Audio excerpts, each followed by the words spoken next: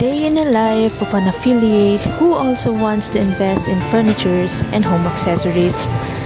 Halikayo't samahan akong mag-unbox nitong medyo challenging na pagbubuo ng shoe rack.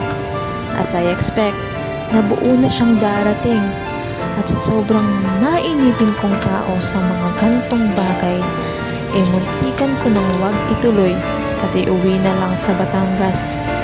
Buti na lang, nag-insist ang mga kasama ko sa bahay na tulungan akong buuin ito.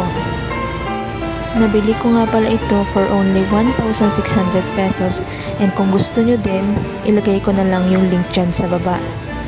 4 nga pala kaming gumawa dyan at inabot kami ng 1:00 lang naman.